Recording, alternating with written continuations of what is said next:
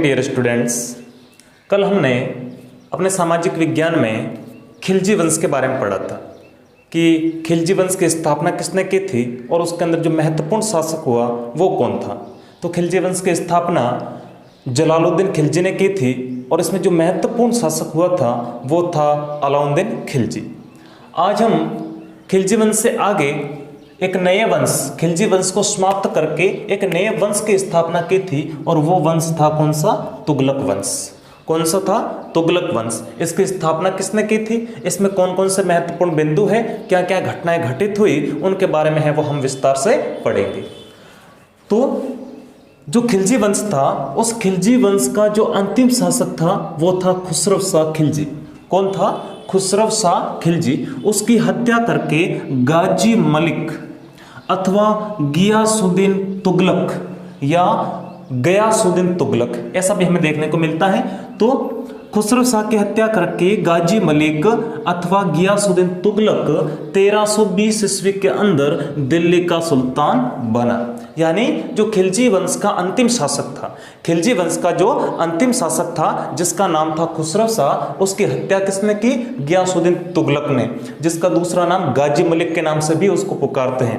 ठीक है, 1320 के अंदर इसकी हत्या करके गियासुद्दीन तुगलक दिल्ली का सुल्तान बना और एक नए वंश की स्थापना की और उस वंश का नाम रखा तुगलक वंश। आगे बात करते हैं कि जैसे ही ये गियासुद्दीन तुगलक शासक बना, सुल्तान बना, तो बनते ही इसे प्रांतीय विद्रोह का सामना करना पड़ा। यानी उसके जो दिल्ली सल्तनत के अंदर जितने क्षेत्र के अंदर जो भी प्रांत थे छोटे छोटे, उन्होंने क्या कर दिया? इसके खिलाफ विद्रोह कर दिया और इस कारण इसको है वो प्रांतीय विद्रोह का सामना है वो करना पड़ा। इसके बाद में इस गियासुद्दीन तुगलक ने कई सैन्य अभियान भी किए और इसका जो अंतिम सैन्य अभियान था वो था बंगाल का जो विद्रोह हुआ था उसको दबाने के लिए इसने अपना अंतिम सैन्य अभियान किया था बंगाल के विद्रोह के विरुद्ध। बाद में हमें जानकारी मिलती है इसके बारे में कि वापस जब ये घर लौट रहा था बंगाल विद्रोह को दमन करके, जब ये वापस दिल्ली लौट रहा था तो इसके स्वागत समारोह के अंदर एक लकड़ी के भवन का निर्माण किया गया। किसका भवन? लकड़ी का भवन। तो जैसे ही वो लकड़ी के भवन में उसने प्रवेश किया तो वो भवन है वो गिर गया, जो मकान था वो गिर गया और गिरने से गियासुद्दीन तुगलक की 1325 ईस्वी में क्या होगी? मृत्यु हो गई। तो ये शासक कब से कब बना? ये बहुत ही कम समय तक शासक रहा, 1320 से 1325 ईस्वी तक ही ये शासन कर सका। 1320 में ये शासक बना और 1325 ईस्वी में लकड़ी के भवन के गिरने से इसकी है वो मृत्यु हो गई।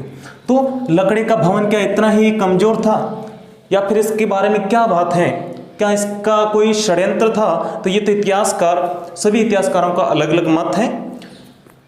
आगे तुगलक वंश के अंदर जो प्रथम शासक था वो गियासुद्दीन तुगलक था और गियासुद्दीन तुगलक के बाद में जो दूसरा शासक बनता है वो है मोहम्मद बिन तुगलक। मोहम्मद बिन तुगलक का जो मूल नाम था, जो प्रारंभिक नाम था वो था जूना खां। क्या नाम था? जूना खां। लेकिन ये मोहम्मद बिन तुगलक के नाम से क्या बना? सुल्तान बना। इसका प्रारंभिक नाम था, इसका जो मूल नाम था, बचपन का नाम था वो जोना खां था, लेकिन जब ये सुल्तान बना तो इसने एक अपना स्वयं का नया नाम रखा और वो रखा मोहम्मद बिन तुगलक। इसकी कुछ योजनाओं के बारे में बात करते हैं। वैसे मैं आपको इसके बारे में जानकारी बता दूं कि ये सल्तनत कालीन शासकों में सबसे ज्यादा पढ़ा लिखा शासक था, वेल एजुकेटेड। सल्तनत कालीन शासकों में या बाकी वाले शासकों में भी बोल दो, ये सबसे ज्यादा पढ़ा लिखा शासक था और बड़ा बुद्धिमान था।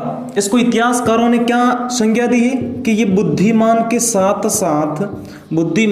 साथ इसको मूर्ख शासक भी कहा है। बुद्धिमान के साथ साथ इसको मूर्ख शासक भी कहा। क्यों कहा? बुद्धिमान तो था लेकिन इसको मूर्ख शासक क्यों कहा? ऐसे क्यों, क्या कारण थे कि इसको बुद्धिमान के साथ में मूर्ख शासक भी कहा गया? और कुछ इसके अलावा भी इसको बहुत सारी संज्ञा है वो दी गई। ऐसा क्यों, इसको संज्ञा क्यों दी, क्या कारण है इसके पीछे? तो मैंने आपको बताया कि सल्तनत कालीन शासकों में सबसे ज्यादा पढ़ा लिखा शासक था और इसने क्या किया कि इसने अपने दूरदर्शिता का प्रमाण दिया कि आज से 200 साल बाद में क्या योजनाएं हमें लागू करनी चाहिए, आज से 200 साल बाद में कौन कौन सी घटनाएं घटित होगी, क्यों ना हम उन 200 साल बाद में होने वाली घटनाओं को पहले से सुलझा ले, ठीक है ना। तो इसने 200 साल बाद की घटनाओं को अभी पूरा करना चाहा। तो क्या हुआ, उसका परिणाम क्या हुआ देखिए आप। इसके लिए इसने 5 योजनाएं, वैसे इनकी 5 योजनाएं वो क्या रही, वो सब असफल रही। अब इनकी 5 योजनाएं कौन कौन सी देखिए आप। इसकी मुख्य 5 योजनाओं में, जिसमें हमें जो बर्नी है, जो इसका दरबारी लेखक था, कवि था, उसके ग्रंथ से हमें जानकारी मिलती है, बर्नी द्वारा उल्लेखित, यानी जो इसका कवि, जो लेखक, जो दरबारी कवि था बर्नी, उसने इसके बारे में लिखा है कि इसने 5 योजना पर, महत्वपूर्ण 5 योजनाओं पर कार्य किया था। वो 5 योजनाएं कौन कौन सी है, सबके बारे में आपको मैं विस्तार से बताता हूं। सबसे पहली जो योजना थी इसकी, वो थी दोआब में कर वृद्धि, दोआब के अंदर कर वृद्धि। अब दोआब में कर वृद्धि का मतलब क्या था कि इसने क्या किया कि इसने दोआब के अंदर 1/2 कर लागू कर दिया। क्या कर दिया, 1/2। अलाउद्दीन खिलजी ने भी किया था, लेकिन उन्होंने भी 1/2 किया था, कुछ शासकों ने 1/5 किया था, किसी ने 1/6 किया था, लेकिन इसने क्या किया कि दोआब के अंदर कर वृद्धि यानी टैक्स था उसको बढ़ा दिया। क्या कर दिया, टैक्स को बढ़ा दिया।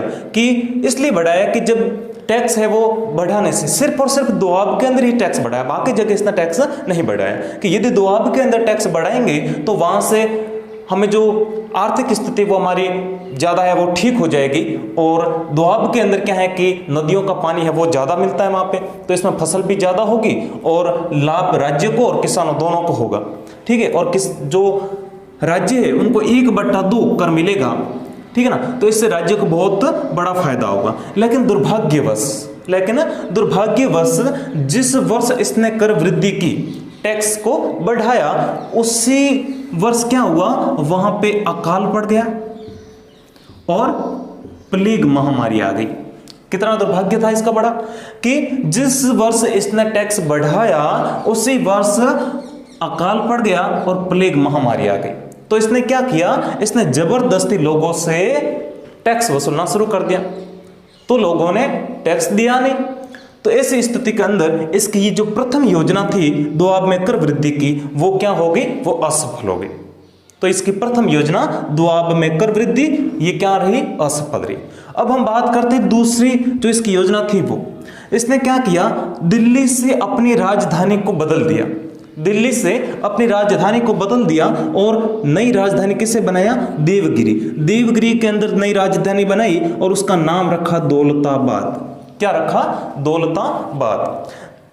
पहले दिल्ली में थी, दिल्ली से नई राजधानी बनाई देवगिरी को, देवगिरी के अंदर जो राजधानी बनाई उसका नाम दौलताबाद रखा। तो इसके बारे में आपको बताता हूं कि इसने क्या किया, अपनी राजधानी को परिवर्तित इसने क्यों किया, इसके पीछे के कारण क्या है। तो मैं आपको कारण बताता हूं इसके पीछे के क्या कारण रहे होंगे। तो कुछ शासकों ने बताए, कुछ इतिहासकार थे, उनसे हमें जानकारी मिलती है कि जो देवगिरी है, देवगिरी क्या है, ये केंद्र में स्थित है। केंद्र में स्थित होने के कारण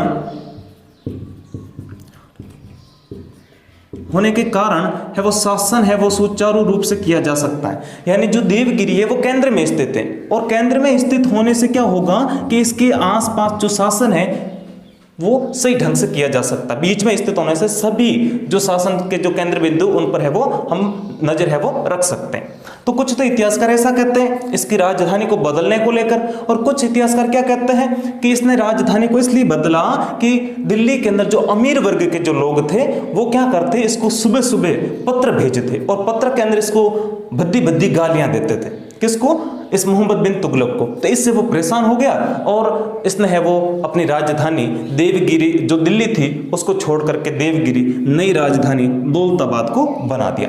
तो ऐसी बात हमें देखने को और सुनने को मिलती है। तो जब फिर इसने क्या किया कि दिल्ली से देवगिरी तो राजधानी तो बना दी, लेकिन इसने एक फरमान जारी किया, एक आदेश जारी किया। क्या आदेश था कि सिर्फ इसका परिवार या राजसी परिवार जो शाही परिवार था वो ही दिल्ली से देवगिरी नहीं जाएगा।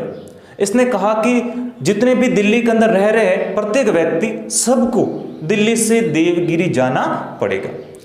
और ऐसा हुआ, सभी गए, लेकिन वहां पे इस प्रकार की इतनी जनसंख्या थी कि सबके लिए इतना आसान नहीं था। वहां पे रहना, खाना पीना सब कुछ अव्यवस्थित हो गया और इस प्रकार अंत में वापस इसको देवगिरी से, दौलताबाद से वापस इसको अपनी राजधानी दिल्ली बनाना पड़ा। तो इस प्रकार इसकी दूसरी योजना भी क्या रही? असफल रही। पहली योजना द्वाब में कर वृद्धि, दूसरा देवगिरी को राजधानी बनाना, यह भी इसकी असफल रही। तीसरी इसकी योजना थी सांकेतिक मुद्रा का प्रचलन। अब ये सांकेतिक मुद्रा क्या था? सांकेतिक जो मुद्रा थी उसका प्रचलन इसने कैसे किया कि तांबे और कांसे के सिक्के, तांबे के और कांसे के सिक्के, इसने क्या किया कि सांकेतिक मुद्रा प्रचलन में लाई। कैसे कि जो सोने के सिक्के थे उसके बदले में, सोने के सिक्के के बदले में इसने तांबे और कांसे के सिक्के बनाना शुरू किया। तो इसने क्या किया कि जो भी लोग थे वो इनको सोने के सिक्के देते और बदले में इनको ये देते तांबे और कांसे के सिक्के, कि अब है वो क्या होगा, अब सोने के सिक्के नहीं चलेंगे, अब सांकेतिक मुद्रा चलेगी। किसकी? तांबे और कांसे के सिक्के चलेंगे, ठीक है, सोने के सिक्के के बदले में। लेकिन हुआ क्या? हुआ ऐसा कि लोगों ने क्या किया कि सोने और चांदी सब गायब हो गए। सोने और चांदी, जो सोना था वो तो सब मोहम्मद बिन तुगलक ने क्या किया, इसके बदले में ले लिया सबके पास से। तो अब उनका जो खजाना था वो भर गया मोहम्मद बिन तुगलक का। लेकिन अब तांबे और कांसे के भंडार है वो बाजार के अंदर भर गए। कैसे? लोगों ने क्या किया, तांबे और कांसे के जो सिक्के थे उनके नकल करना शुरू कर दी, और जो तांबे और कांसे के जो सिक्के थे उसके डुप्लीकेट सिक्के बना दिए। तो डुप्लीकेट सिक्के इतने ज्यादा बन गए कि जो मूल सिक्के थे, सही सिक्के थे, उनसे भी ज्यादा संख्या उसकी हो गए थे। तो ऐसी स्थिति के अंदर जब बाद में पता चला तो वापस इस मोहम्मद बिन तुगलक को अपने सांकेतिक मुद्रा को वापस लेना पड़ा, और इसके बदले में उसने क्या किया कि तांबे और कांसे के सिक्के जो जिसको दिए थे उससे अब वापस लेने लगे, उनको वापस सोने के सिक्के दिए और बदले में कांसे के सिक्के उसने वापस ले लिए। तो इस प्रकार वापस इसका खजाना है वो खाली हो गया, और उसकी ये तीसरी योजना सांकेतिक मुद्रा का प्रचलन था वो भी क्या हो गया, वो भी असफल रही। बात करते हैं चौथी योजना के बारे में। उसने खुरासान पर आक्रमण किया, मध्य एशिया में। किस पे? मध्य एशिया के अंदर जो खुरासान था उस पर इसने आक्रमण किया, और इसके लिए उसने क्या किया, इसके लिए उसने 3,20,000 की सेना को इकट्ठा किया। किसने? 3,20,000 सेना, 3,20,000 सेना को इसने तैयार किया खुरासान पर आक्रमण के लिए। अब हुआ क्या? हुआ ऐसा कि इसने 3,20,000 सैनिकों को एडवांस में पेमेंट दे दिया, 1 साल का एडवांस में पेमेंट दे दिया। अब जैसे ही इन्होंने खुरासान पर आक्रमण करने की सोची, उसी समय मध्य एशिया के अंदर एक नया शासक है वो राजा बन गया, और उसने वहां की स्थिति को नियंत्रण में कर लिया। तो इस कारण उसकी ये योजना भी असफल रही। उसने पेमेंट ये एडवांस में दे दिया था 1 साल का, तो सैनिकों ने पेमेंट वापस किया नहीं, और इस कारण क्या हुआ, उसका खजाना है वो खाली हो गया। और इस प्रकार उसकी ये चौथी योजना भी क्या रही, असफल रही। योजना नंबर 5, कराचिल, हिमाचल प्रदेश, कराचिल अभियान। उसने क्या किया कि हिमाचल प्रदेश की जो कुमाऊं की पहाड़ियां हैं, कराचिल अभियान हिमाचल प्रदेश की जो कुमाऊं की पहाड़ियां हैं, अब ये क्या करना चाहता था कि ये इसका उद्देश्य हो सकता है कि कुमाऊं के आसपास का जो विद्रोह वहां पे हो रहे थे, विद्रोह, या तो उसको दबाने के लिए, या फिर कुछ इतिहासकार ऐसा कहते हैं कि वो इस अभियान के माध्यम से चीन में प्रवेश करना चाहता था, ठीक है ना। तो जब इसने कराचिल अभियान के लिए सेना भेजी तो सेना को सफलता मिली, लेकिन जैसे वो आगे बढ़े तो उन्होंने आगे से क्या किया, विद्रोहियों ने छुप के इन पर आक्रमण किया। इस प्रकार है वो मोहम्मद बिन तुगलक के जो सैनिक थे उनको है वो मात खानी पड़ी, और अंत में इनको वापस है वो आना पड़ा। तो इस प्रकार उनकी 5वीं योजना जो कराचिल अभियान थी वो भी क्या हुई, असफल रही। तो मोहम्मद बिन तुगलक की जो 5 योजनाएं थी, दोआब में कर वृद्धि, देवगिरी को राजधानी बनाना, सांकेतिक मुद्रा का प्रचलन, खुरासान पर आक्रमण करना और कराचिल अभियान, ये इसकी जो 5 जो योजनाएं थी वो बड़ी इंपॉर्टेंट थी, बड़ी महत्वपूर्ण थी, बड़ी सही थी, लेकिन उनकी वो सफल नहीं हो पाई। इस कारण इतिहासकार इसको बुद्धिमान के साथ साथ में मूर्ख शासक भी कहते हैं, ठीक है। अब आगे पढ़ते हैं कि इसके शासनकाल के अंदर मोरक्को जो देश है उसका यात्री था जिसका नाम था इब्न बतूता। क्या नाम था? Ibn Battuta. वो 1333 ईस्वी में भारत आया। कितने में? इसी के शासनकाल में, मोहम्मद बिन तुगलक के शासनकाल में 1333 ईस्वी में मोरक्को का यात्री इब्न बतूता भारत में आया और उसने एक पुस्तक लिखी जिसका नाम होता है रहला। रहला याद रखना, रहला। ठीक है, उसने यहाँ का उसने जो भी देखा, यहाँ पे वो रहा, कितने समय तक रहा, उसने क्या क्या देखा, क्या क्या उसने भारत के अंदर कौन कौन से अपने सांस्कृतिक परिवेश थे उनके बारे में उसने जो कुछ भी देखा सुना वो उसने अपने इस रहला नामक पुस्तक के अंदर लिखा। तो जब वो 1333 के अंदर भारत आया तो इससे मोहम्मद बिन तुगलक क्या हो गया? इंप्रेस हो गया, प्रभावित हुआ। तो प्रभावित होकर के इस इब्न बतूता को दिल्ली का काजी नियुक्त कर दिया। क्या कर दिया? काजी नियुक्त कर दिया, न्यायाधीश नियुक्त कर दिया, जज नियुक्त कर दिया। और 1342 के अंदर इब्न बतूता को राजदूत के रूप में चीन भेजा। ठीक है, ये इसके शासनकाल में आने वाला यात्री था जिसका नाम इब्न बतूता था। तो कई बार एग्जाम में सवाल आता है कि इब्न बतूता कहाँ का निवासी था? वो मोरक्को का निवासी था। किसके शासनकाल में भारत आया था? मोहम्मद बिन तुगलक के शासनकाल में भारत आया था। कब आया था? 1333 में। इसकी पुस्तक का नाम क्या था? रहला था। इस प्रकार आपको है वो इसके बारे में जानकारी याद करनी है। आगे मोहम्मद बिन तुगलक 1351 के अंदर इसकी है वो देहांत हो गई, इसकी मृत्यु है वो हो गई थी 1351 के अंदर। तो कुछ इतिहासकारों ने मोहम्मद बिन तुगलक की इन योजनाओं के कारण इसके बुद्धिमान के साथ साथ मूर्ख शासक भी कहा है और कुछ अन्य उपमाएं भी इसको दी है, कुछ उपनाम है इसके, कुछ इसको संज्ञाएं दी है, कुछ उपाधियां दी है। क्या है? अंतर विरोधों का विस्मयकारी मिश्रण, ये इसको उपाधि दी। किसको? मोहम्मद बिन तुगलक को। अंतर विरोधों का विस्मयकारी मिश्रण, रक्त प्यासा, पागल, स्वप्नशील, ऐसी ऐसी कुछ इसको है वो उपाधियां दी है मोहम्मद बिन तुगलक को। ठीक है, तो ये हमने पढ़ा मोहम्मद बिन तुगलक के बारे में कि उसने उसके शासनकाल में क्या घटनाएं घटी थी, उसने कौन कौन से कार्य किए, क्या क्या उसकी उपलब्धियां रही। मोहम्मद बिन तुगलक के बाद में फिरोज शाह तुगलक शासक बना। कौन बना? फिरोज शाह तुगलक। वो 1351 के अंदर राजा बना। ये मोहम्मद बिन तुगलक का क्या था? चचेरा भाई था। क्या था? चचेरा भाई था। किसका? मोहम्मद बिन तुगलक का। नाम क्या था? फिरोज शाह तुगलक। तो बंगाल के जो हाजी इलियास थे वो जब स्वतंत्र हो गया तो फिरोज शाह तुगलक ने उसके खिलाफ क्या किया? 2 बार सैन्य अभियान किए। कितनी बार? 2 बार सेना भेजी, लेकिन सेना भेजी तो सही, लेकिन वो सेना सफल नहीं हो पाई, वो असफल रही, हार गई। फिर इसने क्या किया? इसने जो सरकारी एवं सेना की जो नौकरी थी, सरकारी नौकरी और सेना की नौकरी थी, उसको क्या कर दिया? वंशानुगत बना दिया।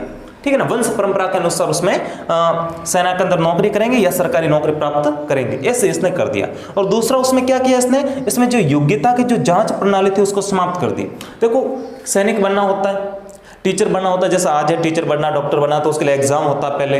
ठीक है ना, जैसे पुलिस बनना है या फिर सैनिक बनना है, सेना जवान बनना है, आर्मी के अंदर जाना, तो उसके लिए फिटनेस पूरी फिट होनी चाहिए। ठीक है ना, वो सब जांच होती है। लेकिन इसने क्या किया कि वो जो जांच प्रणाली थी उसको क्या कर दिया? समाप्त कर दिया।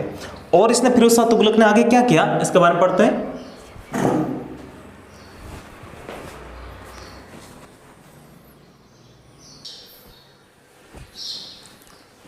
तो फिरोज शाह तुगलक ने जो सेना की जो भर्ती थी उसके अंदर जो सैनिकों की जो नियुक्ति होती थी वो वंशानुगत कर दी और जो जांच प्रणाली थी उसको वो समाप्त कर दिया। आगे इसने क्या किया कि इसने अपने पुत्र जिसका नाम था फतेह खां, इसने अपने पुत्र फतेह खां को उत्तराधिकारी नियुक्त किया। क्या किया? जो उत्तराधिकारी था, अगला राजा है, वो घोषित कर दिया। और इसने क्या किया कि अपने साथ साथ जो सिक्के थे, इसने जो सिक्के चलाए, अपने साथ साथ सिक्कों पर उसका नाम भी उत्कीर्ण करवाया। किसका?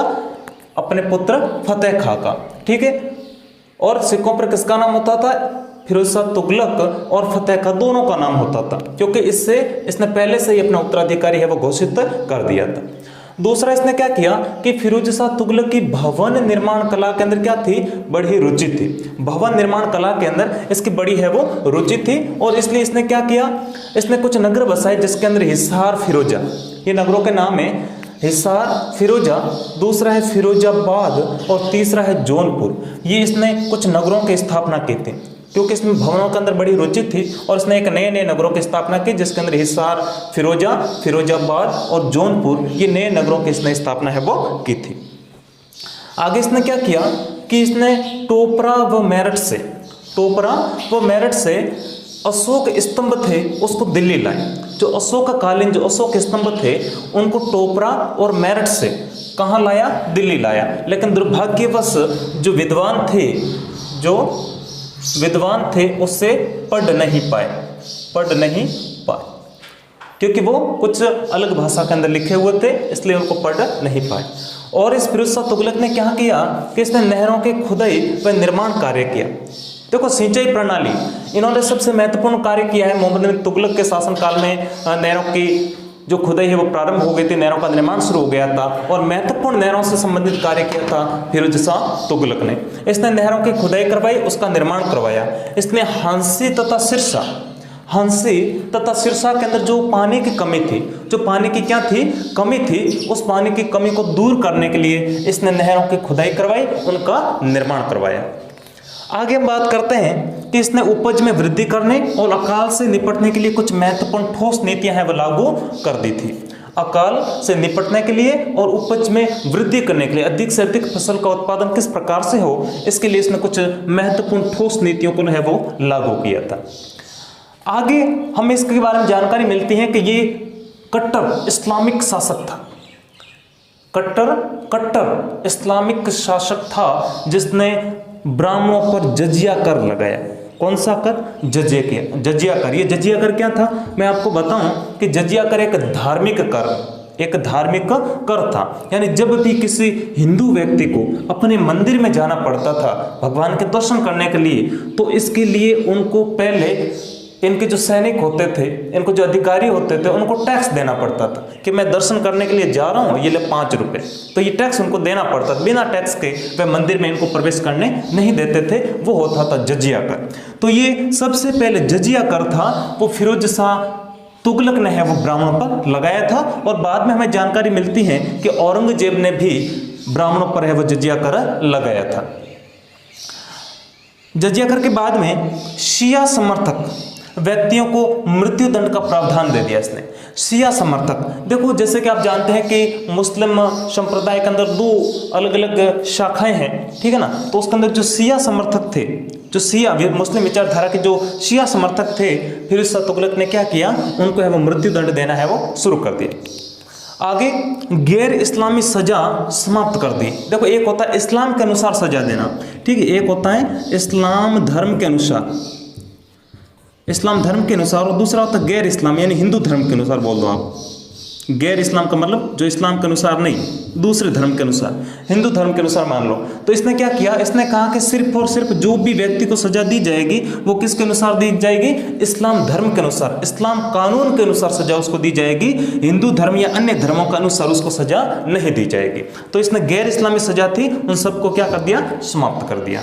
फिर क्या था? इसने सभी करों को हटा दिया, सभी कर है वो हटा दिए और 4 कर रखे, 4 मुख्य इसने कर रखे। कौन कौन से? खराज, जकात, खम्स और जजिया कर। ये 4 मुख्य कर रखे और बाकी सभी कर है वो हटा दिए थे। ये 4 मुख्य कर आपको याद रखने, खराज, जकात, खम्स और जजिया।